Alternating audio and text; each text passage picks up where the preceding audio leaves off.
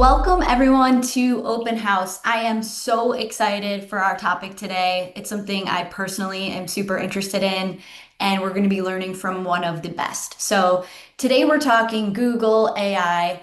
AI is changing the way users experience Google and search, and with that, it's also changing the way that we buy Google Ads. And Google Ads it's a very complicated platform, very complex, lots of products. And we've got Ike here to help us make sense of it and what Google Ads should look like in the year 2025. So with that, I am so excited. Ike is one of the smartest Google Ads experts that I know. He's one of our housemates here. Ike, tell us a little bit about yourself. Why are you here? Why are you qualified to speak on this topic? And why am I so excited to have you on the pod today? Well, know that I'm equally excited to join you, Olivia. It's a pleasure to be here with you on this episode of Open House. For our viewers, I'm Ike, and I'm a measurement strategist here at Haus. And my background is primarily in paid search and Google Ads advertising. So when we were thinking about topics that are really relevant right now, I know we were thinking about the rise of AI, LLMs, and how the search engine results page really is evolving, what customer discovery looks like. So, really excited and enthusiastic to join you here today because my background in the 5 years that I've worked to vote in Google Ads, I've been able to see a lot of changes. And I think we're on this precipice of the biggest changes that we've ever seen within the platform. So, when I started in Google Ads in 2020, 2019, we were doing much more hands-on manual buying. And at the time, I was working with a Fortune 100 brand, a large footwear brand in the United States, managing a huge, diverse catalog. And a lot of that was tactical hands-on optimizations that we were doing. And through these last 5 years, it's been a complete change and overhaul of really where bandwidth and resources are allocated in these programs that we run through Google Ads. And so in the last years, I've done a lot of work on modernizing Google Ads structures for brands that I've worked with. I've helped customers unlock YouTube from a place of customer discovery and drive more demand through the Google Ads platform. And I've also helped demystify some of the complexities that come with the various different campaign types that Google Ads offers. So I think as a whole, the search engine results page is changing and evolving. And what's so exciting is being a part of that and seeing how things are modernizing. So really excited to talk to you and give our viewers some information today on the approach. I love that. You said simplicity. That is the goal of today's conversation is to demystify and really simplify Google Ads. I have bought a lot of paid social in my career. I've been hands-on keys. I am not as well versed in Google, so in Google Ads, specifically search, I know YouTube, but that's my goal here is just to learn from you. And for folks who maybe aren't experts in PPC and Google Ads, it's like, okay, what do I need to know if I'm going into this fresh? And that's what we'll go through today. So let's put advertising aside for one moment. We're going to spend the bulk of our time today on how to run the Google Ads account, what brands are getting right, what brands are getting wrong. But let's put that aside for just a moment and talk to me about how consumer user behavior is changing with the rise of AI and LLMs. And then I think that'll dovetail nicely into how the ad strategy needs to adapt. I love that. I think when we conceptualize any of the Google Ads media, it's important to think about the end user. So I'd love to start exactly with that. We know that there's been a huge rise in large language models and discovery through LLMs. Google is still a large player in the search space, and that is not going to change. Just 2 days ago, we saw that the antitrust case against Google, it was ruled that Google will not have to break up. So Chrome remains a large pillar within the Google ecosystem. And so with that, we're still seeing at this time of recording, about 80% of all searches on the internet are still being routed through Google advertise or Google as a whole. And so what that indicates is that not a lot has changed in terms of the share of voice that Google controls when it searching discovery and how people are really engaging with the platform. What we're seeing is that different LLMs, Perplexity, ChatGPT, Claude, these are rising in use. Between last year and this year, we've seen almost a 2x rise in searches that would be like searches for discovery through these AI-driven platforms. And when you think about these LLMs that you might have used early in searching, you weren't seeing ads on the platforms. You weren't seeing ads in LLM. Now, with the rise of like ads baked into LLMs, we see AI overviews in the Google search engine result page. There's a lot more going on that helps, individuals find the information that they're looking for on Google or these LLMs, but also helps with discoverability in the search engine results page. And so I think like the main takeaway is that right now, Google is still a huge discovery place. It's also a huge demand capture place. And that's not subject to change because Google has done a great job of staying modernized when it comes to building in AI to the search engine results page that customers are familiar with, they know and love. And it's getting even better when it comes to getting you answers that you're looking for. Okay, so let's talk about the numbers for a moment. You said that the percentage of traffic from AI queries originating from AI has doubled and Google has 80%. So does that mean that it was like 90-10 last year and it's 80-20 now? Roughly, that's how we should think about it. Like, Oh, it's changing fast. I mean, it's they still have market share, but it's the growth here is astounding. yes. And we've seen Google do a strong job adopting to this. Before LLMs really became prevalent, we had a lot of discovery that was occurring on TikTok. TikTok brought like a new search opportunity where you could look for restaurants, apparel, and so forth. What we saw Google respond with is bringing in short videos into the search engine results page. And so tactical responses by Google to bring in other sources that are beyond just text listings that drive you to a landing page that you'd have to read have really helped adopt like a modernized results page. But exactly to your point, Olivia, there still is and continues to be at present a meteoric rise in these large language models and searching through them. Yeah, I agree with you. I think Google's adapting really well to the new world. I wrote down AI overviews that page in Google. I want to make sure we hit that when we get into tactics and how brands and advertisers can best set up for the AI overviews model. But this is good. Let's talk about like, okay, what does this change in user behavior mean? AI overviews, LLMs. What does this mean for the paid search strategy? What do I need to think about as a paid search manager buying Google Ads? So it's a long response to this question. And I think it's important to think contextually about the history of a lot of these like Google Ads offerings. And when we think about marketing right now, we're still doing a lot of human-led driving of these systems. And AI is doing more than it ever has to guide our investment, but we're still very much in a place where the human is making the decisions. And so thinking about the Google Ads ecosystem, like thinking about when I started advertising in Google Ads 5 years ago, a lot of your day to day would look like you're adjusting cost per click bids at the keyword level. You're looking at what keywords were performative over the last week, which ones could we lean into, and so forth. That was tactical in the way that you were very granular in your approach. You were isolating queries that you knew users were looking for your product, and there was a chance that you could convert on those queries. Throughout time, Google bidding has become more sophisticated, and we now use smart bidding, which is automated bidding in the way that you're not controlling manual bids, but you're setting an all up target.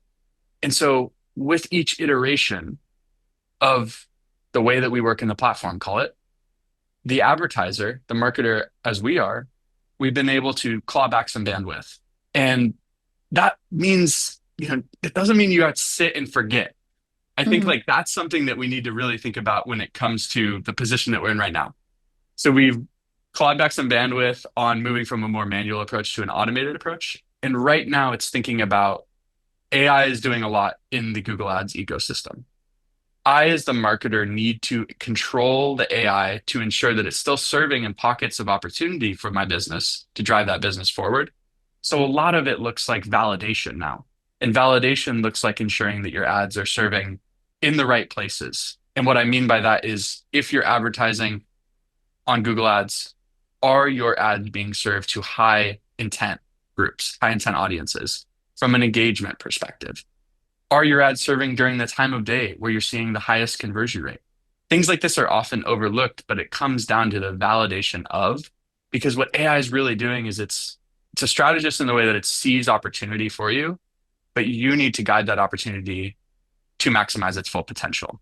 Makes sense. We're moving from manual bids to auto bids. That's a huge unlock in terms of efficiency. What about keywords? Are we moving? Have we officially, has that movement happened and is it complete in terms of we no longer need to manually select keywords for targeting? Is Google saying like, hey, don't worry about targeting, just give me budgets, bid, and creative, and I'll handle the rest? Not yet. Like, in this, Okay. we'll have to talk more like specifically about the nuances of search versus the power pack, which is performance max, AI max, demand gen. And so I can set that up to say your bandwidth right now is in this steering, if you will. You're still doing keyword discovery, but a lot of these campaign types are moving to signal based. Awesome. Okay, so we'll hit that later. Okay, that sounds good. Awesome. All right, keep going. So when you think about the day to day for a marketer, you're really looking at leaning into these, tools that essentially are doing a lot of the kind of like the low lying tasks for you. But you also are thinking about how to lean in and find opportunity within these programs that are moving very autonomously.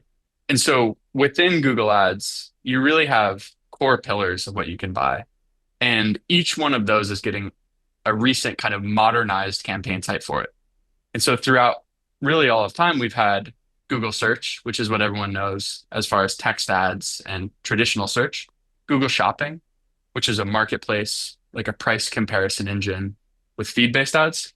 And then we have, which always has been kind of the secondary tranche of Google inventory, which exists as Google Display, Google Gmail, and Discovery.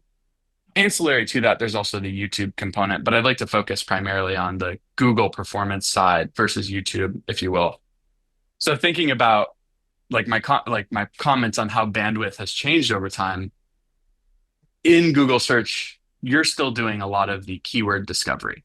And what that means is you're thinking about your product, the relevant fit, you're still inputting keywords, but what's happening is that match types have also evolved. And so back in the day, we were using match types like exact match and phrase match. And those were simply what they mean. We were looking for exact queries or queries that were within a phrase of that query. But where we are now is that one keyword on a broad match setting, which is a setting that encompasses that phrase match type, but also leverages AI-driven intent signals. One keyword could find you search queries of the hundreds, if you will. And so the marketer's job at keyword discovery has gotten much easier, where we now can switch on tools that use AI signals to expand our audience reach. And so for search, a lot of the buying has evolved in a way that's a little bit more easily digestible because you've seen the changes over time. But when we think about the shopping side, we think about the performance max, the AI driven side of the house. It's a little bit more nebulous because the levers of control seemingly have, they've changed. We're no longer working so much on the bidding side, more so on the signal side. And what I mean by the signal side is, contrary to search, which is very much keyword driven, in these AI campaign types that you're looking at now, which is primarily performance max and demand gen, we're now seeing a large rise of AI max coming in as well.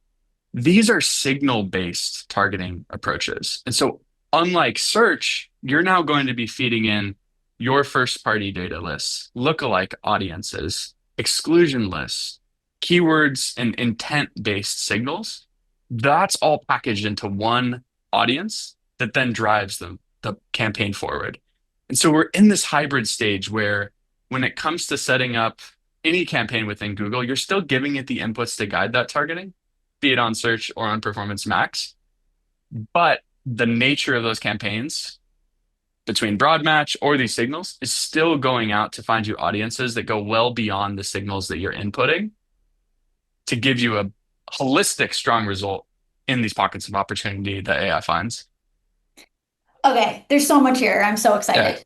A few questions. So there's this Google search bucket you just described, and what you're saying is like you still use keywords here, although the keyword types in terms of match type is evolving, and broad match has really opened up a lot more opportunity. So Google search still works in the same way maybe it did in like 2021, 2022. Is that fair to Yeah, say? basically, the search engine result page has changed a lot, but fair to say. Okay. And then there's this, I'm thinking about it in like three kind of buckets. There's the second tranche you mentioned, which is like shopping and PMAX, and then there's the other stuff, which is like Google Display Network and Gmail. Let's put that to the side for a moment. This is where I get confused. Shopping and PMAX. What is the difference between these two? Is it the same? Is it like, talk to me, we have a lot of customers who are testing shopping versus PMAX. What does this mean? And how are they similar? How are they different? This is a great question, Olivia. And I think shopping is really interesting to think about because historically, shopping was smart shopping. And a lot of advertisers forget that that was even a campaign type we could use in Google. Smart shopping became Performance Max. And what smart shopping afforded you was dynamic retargeting. And what dynamic retargeting is across the Google Display Network, millions of websites on Google, you're able to follow your customer in their journey and serve products that they were looking at on your website. And so we've all probably seen this before where there are grids of products that you've been looking at and they're now being retargeted through your journey on the internet.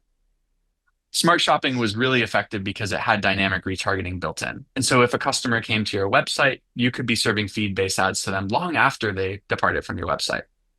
PMAX was the evolution of smart shopping. We still have standard shopping, but what standard shopping is it simply is when you search men's shirts on the internet, you see that top bar, that is Google Shopping listings and ads.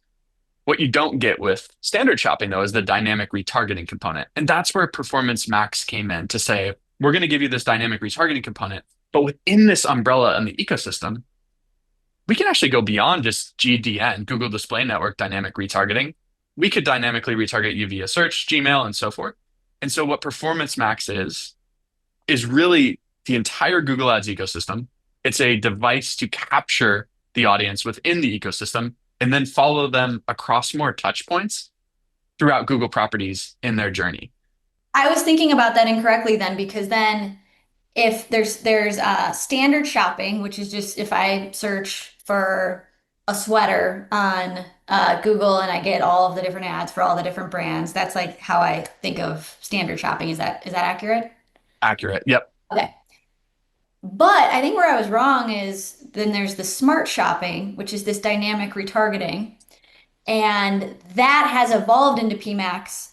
And the way in which it has evolved is that not only can target people on the Google O&O on the search page, but all over the place in terms of Gmail, GDN, a bunch of websites, and their whole kind of ecosystem. So it actually does encompass that like third tranche of inventory where it's shopping ads, but can serve anywhere in the Google ecosystem. And it's a lot of this dynamic retargeting. Is that? Exactly. And I realize that I've been talking about like shopping a lot and feed-based advertisers, but the same goes for if you're a lead gen company, if you're in legal services, you're still benefiting from this holistic journey of retargeting through Performance Max's offering, if you will. And so, yes, spot on, Olivia. That's how it is. Like the natural stepping stone was how can we continue to engage with the customer after they've discovered us across these properties? Got it. Okay. All right, let's get tactical. Let's get real here. You are you're running Google for a brand. How are you structuring your Google Ads account in 2025? And I know this it obviously depends on the brand. We recommend every brand test for themselves, but like let's make this real in terms of structurally. How would you set this up? Which campaign types would you be running and how much of it? This is a great question. And I think it's going to be a little bit dependent on every advertiser, of course, the usual caveats. But I would stress to not forget the basics. And I'll go into some advanced concepts, but I also would stress anyone listening, continue to isolate your brand terms and your non-brand terms. Continue to think about prospecting and remarketing. These are like core principles within this demand capture environment that are going to set you up for success. And let me tell you what I mean by that. A lot of the time when we work with paid social advertisers, there's a strong impetus of driving new customer revenue. But I want us to think about that from the Google Ads perspective. Because what Google is for a lot of people is a place to go and find what they're looking for. And what we wouldn't want to do as an advertiser is snub someone, be it an existing customer that was coming back to look for a product that we indeed could hit them with a Google ad and cause a conversion. And so thinking about this disparity, if you will, between your social platforms where you want to drive CPM bidding to be as net new as possible, Google Ads does play an important role when it comes to engaging with existing customers, winning back lapsed customers, and driving net new acquisition.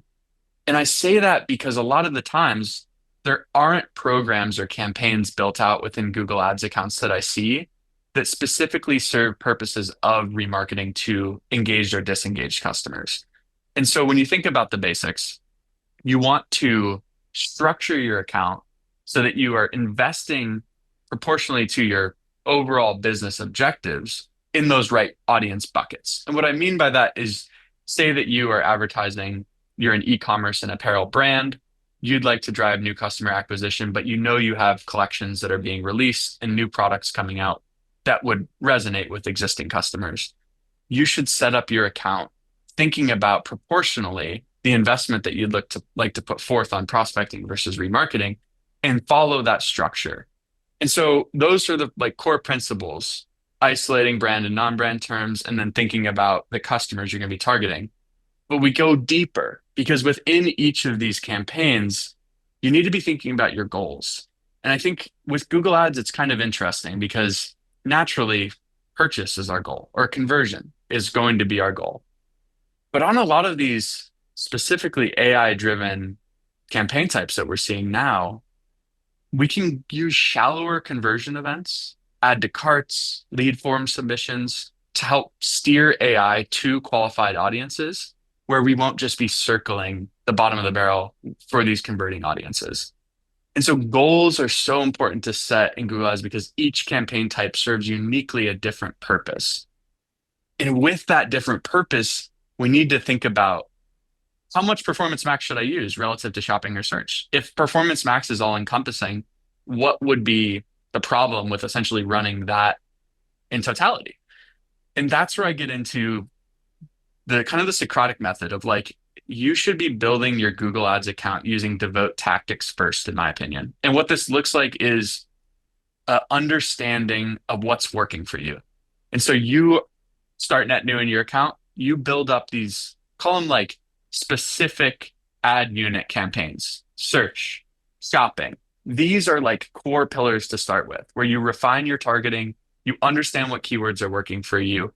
When you feel that you're capped on that, either limited by budget or your bid, that's when it necessitates, I think, this expansion through these AI-driven campaign solutions like Performance Max. And what these afford you is the opportunity to like not only have a strong understanding from these manual campaign types that you're running, but expand on what you're doing and determine how much room you can ramp in this expansion that you're going to be performing on.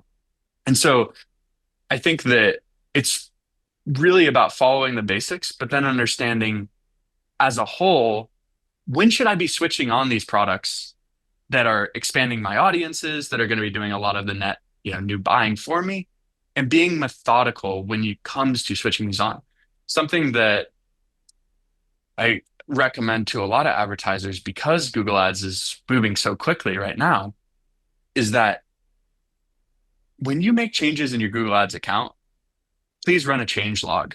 Because what that gives you is not only the ability to look back and say, this is what I was working on and these are the changes that I made, but if you see decelerating performance, you can look back and see what was the corollary event that made this change happen. And there are a lot of buttons that seemingly are kind of innocent in Google Ads. Optimize targeting, audience expansion come to mind.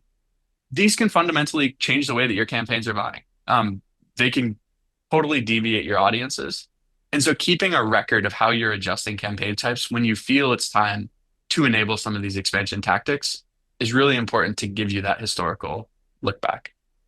Does that happen? Is that something you need to set up in terms of change logs, or does that happen and it's automatically happening and you're just kind of recommending folks refer back to that?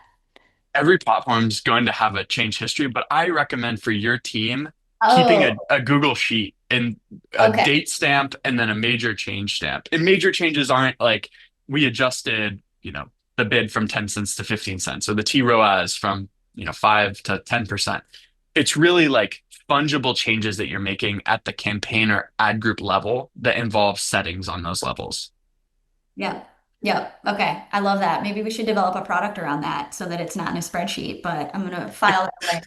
Okay, a couple questions here. So, am I understanding correctly that what you're kind of suggesting is set up your standard search and standard shopping campaigns, and then once you're kind of capped there, then you move into and you supplement and augment that with some of the AI products like PMax or AI for search. Is that fair to say? That's fair to say. And that's like a very net new approach, but that's going to give you a good basis of understanding for how to steer those AI driven campaigns. Okay, how do you know when you're there? Like if I set up these standard campaigns, like what are the signals? How do I know like, oh, I'm not getting what I need from these and I need to upgrade and do the AI products as a way to capture more and create more and capture more demand. Yeah, and this is a really interesting question. It's indicators to you are going to be if you are limited by your budget or you're limited by your bid. And what that looks like is you're capped on the number of eligible queries for these campaign types that you're using. And so, say they're hitting your goal, you know that you can feed them more investment, you know that the queries that it's serving are performative. That would be an indicator to scale. But you'll reach a point where it's tough. You're going to observe diminishing returns on these campaign types. You know that they're buying very devout, bottom of the like demand capture funnel units. That's where naturally there's like an impetus to say, okay, can I take the scaled campaign budget and put it into the performance max campaign type and help achieve a first dollar in effect where PMax is going to expand the audiences and the ad units that I'm looking at and drive an overall better result in the Google Ads ecosystem. So I don't want to tell you it's like a specific criteria. There are some vibes here, Olivia, no doubt. But I think what the indicators to you will be is like we are spending a lot on these campaigns already. We know that there's opportunity within the Google Ads ecosystem outside of these campaigns. How does an addition to what we're doing drive a holistic net benefit? And there are ways in Google Ads you can look at this. There are conversion path reports that you can look at. There are reports based on audience engagements that you could look at to see, based on what we're seeing in platform, is there an opportunity to light up, call it like a shallower funnel campaign, if you will, which would be Performance Max, where it's gold to not only conversions, but also add to carts. So you can think about like the holistic journey of, okay, we're seeing efficiency decline as we scale this campaign. How can we take some budget off that campaign and reallocate it over here and see if we can create a better blended effect tapping into unique ad units? I think there is something to be said too about if you are lighting up a standard shopping campaign, there is a dynamic retargeting element that I called out about Performance Max or Google Display. These are worthwhile campaigns to perform to like run side by side to shopping because you continue to engage in the user's journey. So some of it's vibes, some of it's inclination in the platform, but when you get to this point of diminishing returns in the ad units that you're seeing that are more devout, that's when I would encourage you to expand. Can I ask a dumb question? Of When you course, yeah. the signals is you're limited by budget or you're limited by bid, why wouldn't you just increase your budget and your bid on those campaigns?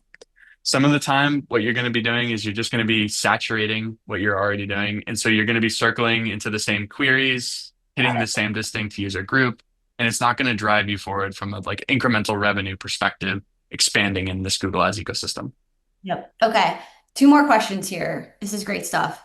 You're recommending here that we start with the standard campaigns and then we add on almost like this audience expansion kind of approach with the AI tools. Would Google agree with this? And like maybe we can edit this out. Like would Google agree with this recommendation? Is anyone saying like, and I guess I'm wondering if Google's saying like, no, no, no, start with the AI products and then add on from there, or is this more like does this feel like the more standard approach, or are there folks who are actually saying, no, no, no, start with AI and then layer in the more standard products after? It's a great question. And honestly, I'm not certain at this point that Google would agree with me to say start with these devote campaign types.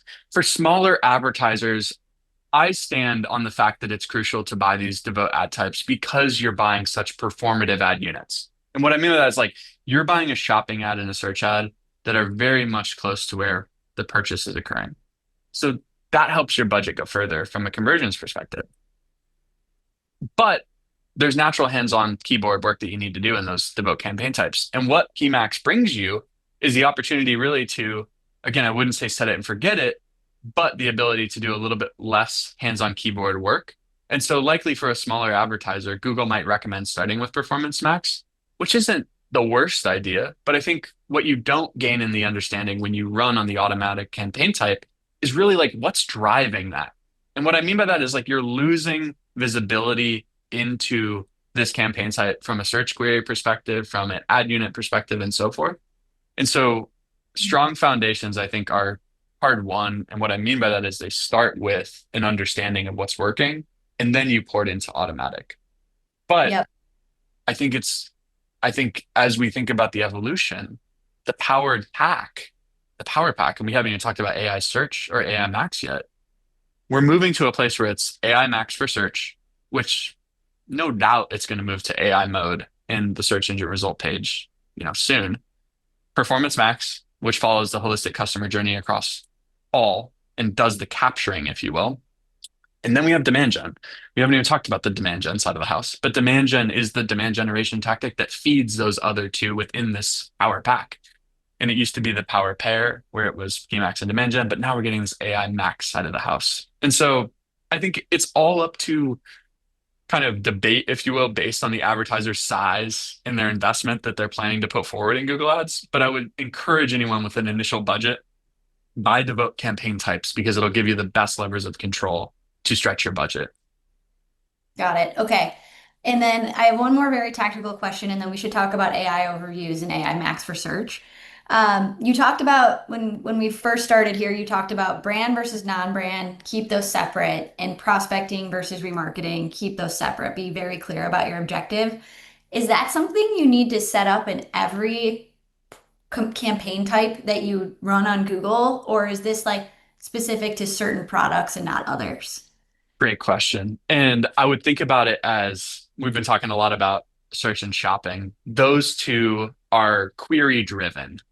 And what that means is it's a cost per click model. Someone's looking and clicking on the ad.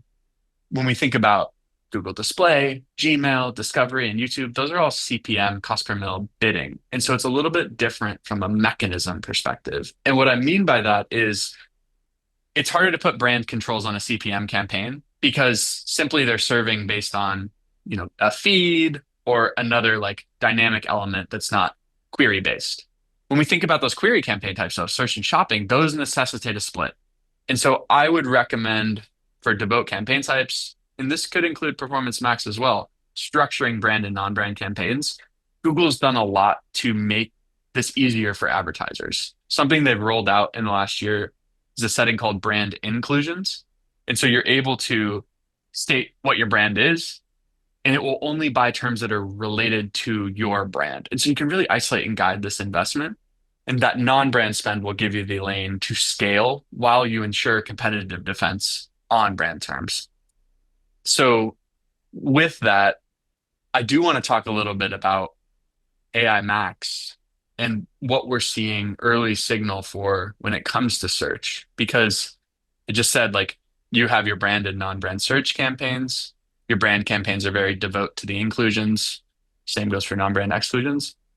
There's a lot of competitor conquesting that's going on in Google. And I'm sure we all see it. You look for a brand, and there's another brand that comes recommended in a sponsored placement.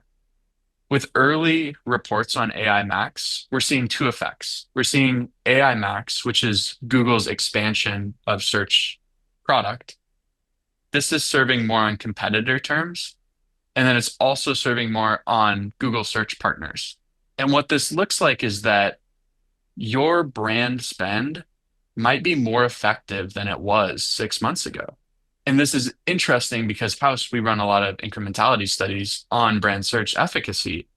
And it does change over time. And I think as these tools continue to evolve, it'll necessitate a deeper look at how you're defending your brand and creating that moat so that if you have, large, upper funnel initiatives at play, you're not snubbing yourself when it comes to customer discovery and giving a competitor an opportunity to win that customer who you work so hard to gain. And so I think like that's why I would really stress a continual persistent brand and non-brand split because we just don't know really, and somewhat outside of our control is how the search engine results page is evolving. And we could talk more a little bit about AI Max too, but that's like definitely it's on my mind just because this is the evolution. Totally. All right, Ike, let's talk about AI Max for search. What is this product that I keep hearing about? Should I be using it? The great question. And it's really new right now, which is exciting and confusing at the same time. AI Max expands even further beyond broad match using not only those AI-driven intent signals, but also structured metadata that lives in your final URLs and the pages that you're running in these campaigns. So early results on AI Max are interesting. What we've seen with AI-driven campaign types or match types like broad match is that your keywords, they'll expand and follow variants of what the like head keyword is meaning or derives from. With AI Max, there's this effect where you're seeing one keyword will span, hundreds, if you will, and capture those search queries in them. But you're also seeing an expansion component that goes beyond the keywords into Google Search Partners, which is a huge search partner network that spans various different websites where you might search in a native search function on a website, you're served with a search function ad, and Google is natively integrated into that results page. So the search partners network has always been very interesting because it's been somewhat of like a ancillary network where you might serve a few impressions, but it's never been like a fundamental part of Google search. But it's really interesting to see how with AI Max, there is this like transition from not all your media investment is being routed to Google Devote Search, but it's being routed to search partners. I talked about it a little bit earlier is that one other effect that we're seeing in AI Max is competitor conquesting. Moving beyond your head terms, it's moving into brands that it knows are related to you or within the same vertical. And so when you think about why you would use AI Max, you're looking again at expansion opportunities within your account. You're looking at when I'm using broad match, this is the result that I'm achieving. Google is pushing AI Max right now to help customers find new pockets of conversion opportunity, likely beyond the devote search engine results page that Google owns. There's some ambiguity though, like how these search partner networks will actually perform for a brand or a business. Similarly with the competitive terms, something I've heard within the industry recently is simply will the competitive auction pressure increase for everyone if this new campaign setting is buying more competitor terms and pushing competition up across the board? I think one thing is for sure is that there's a bit of ambiguity on the horizon, if you will, about where we're moving when it comes to shifting from a devote Google search engine result page to more of an AI overview look. Like we see AI mode right now being like the very early indicators of what that could look like. I don't see a world where products like AI Max don't benefit a brand in this world of LLM discovery. And I say that because we could be on the very early tinges right now of what AI Max performs and gives to advertisers. But the ultimate, the butterfly, if you will, from the cocoon could be this is the new campaign type that allows you to directly insert ads into AI overviews that Google is performing. So there's a bit of ambiguity because it's so new, but it'll be one to Yeah. watch. But what you just described sounds a lot like PMAX.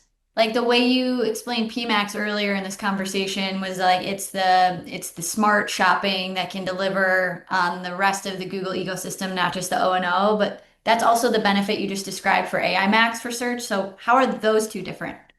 Yep. And this is interesting too, because AI Max is devote for search, which is unlike like other products that we've seen where it just lives on text ads.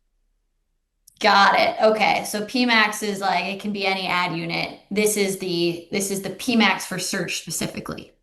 Exactly. And Okay. it's interesting to think about that, Olivia. When you think about that power pack, again, AI Max, Performance Max, Demand Gen. then. They're So all that's the benefiting. power pack. That's the power pack, exactly. Okay. And you kind of hit on this, but AI overviews. Is there anything that brands can be doing to show up better on the this AI overview? It's the first thing you see now when you search on Google. I've been hearing a lot of questions around like, how do I make sure I show up well there? What should I do? This is nebulous new territory as well. I mean, following in the path of this conversation, I am under the impression that when Google's serving your ads, they're looking at not only auction dynamics, but they're also looking at a quality score.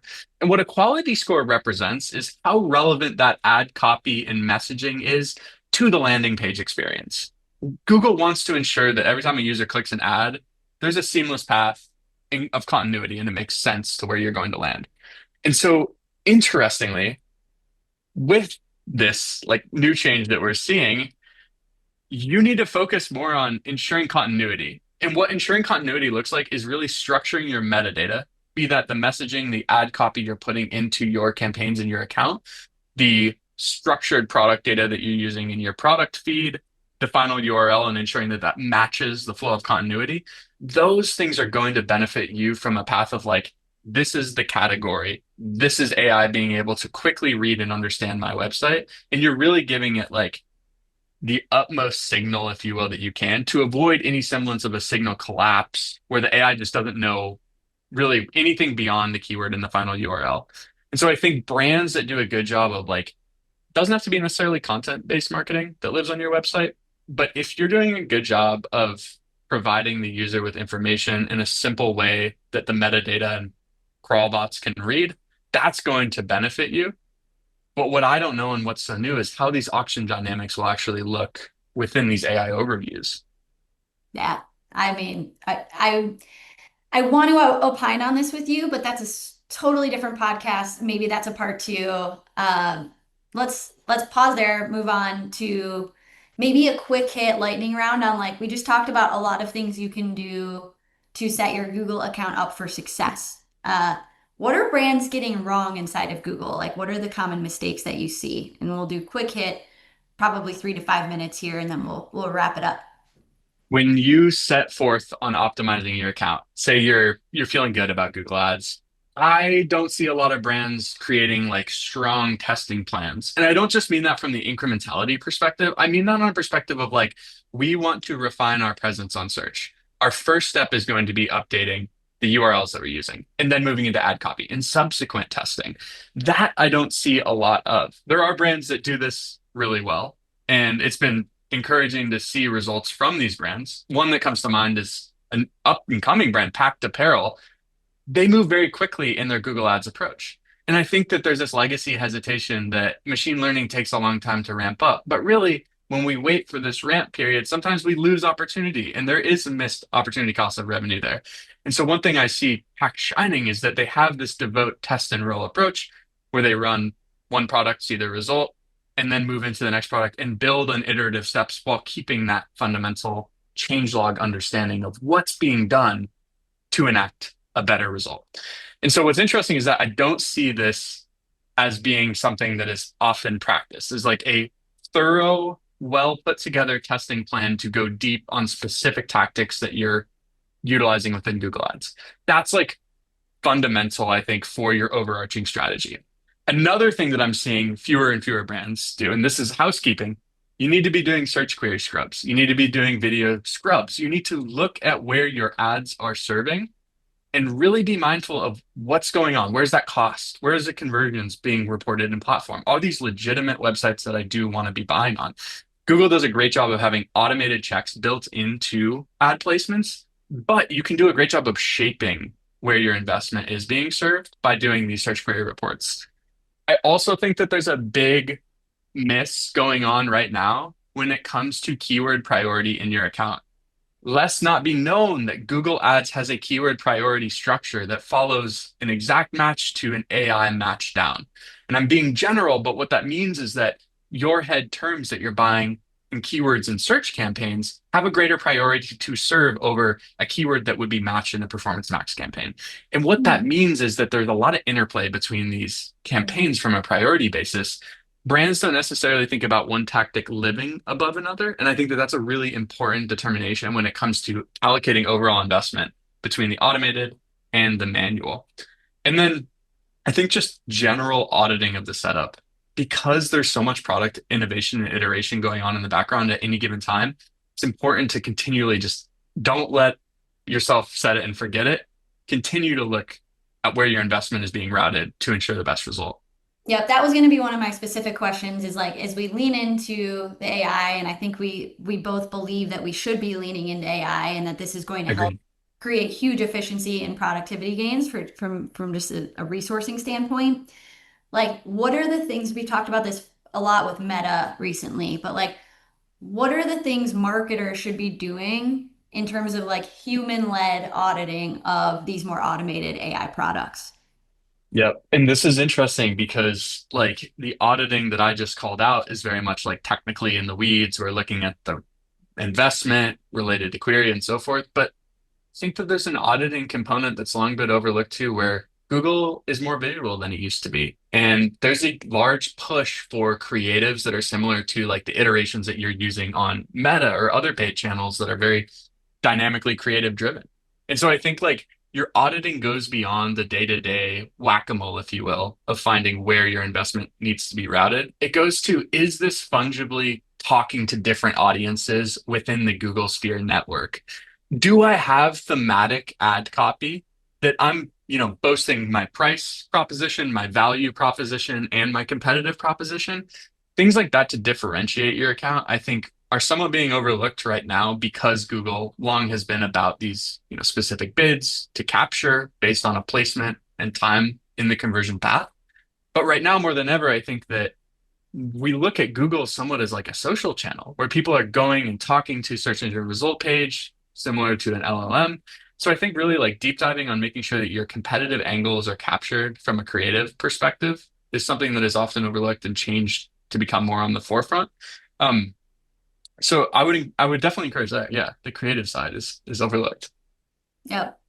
And have to say, because we both work for an incrementality platform, that like just running incrementality tests here and having an objective kind of like third party measurement, validating the incrementality of what you're getting from these different products is mission critical, I think we both believe. So quick house plug there. House hasn't actually come up yet. So we'll leave that one there. And then let's like take us home. Like what is so in terms of wrapping up, like what are like the three big things if you took nothing else away from this incredibly enlightening conversation? What are the three things you think folks should walk away with in terms of very kind of tangible learnings?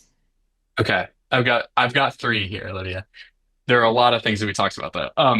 I think that we need to dispel the preconceived notion that Google exists to capture demand. I don't think that's a modern approach. Google Hmm. exists not only to capture demand, but also drive demand, and they've differentiated themselves in a way that they can effectively do so. I think number Demand gen, two, demand gen and demand YouTube gen. are, I think it is wild that more brands are not investing more into YouTube and demand gen. This is one of the best prospecting vehicles out there right now. And so totally agree with you there. When we Should it think, be thinking of go search as demand gen as well? uniquely, if it's from a problem solution perspective, yes. But if you exist to capture existing demand based on queries that are already looking for your brand, look at that as mostly a harvesting device. But there definitely is a play when it comes back to that thematic ad copy to introduce problem and solution in search. Um, I think it's fascinating. I agree with you on YouTube. It is a scale driver, and it's one of the like few channels that I've seen where the opportunity seemingly is endless when you get it to work for you. So exciting and part of that differentiation umbrella. 2.2 is that we are certainly moving to a keyword list based approach. We're looking more towards a future of signal based AI targeting.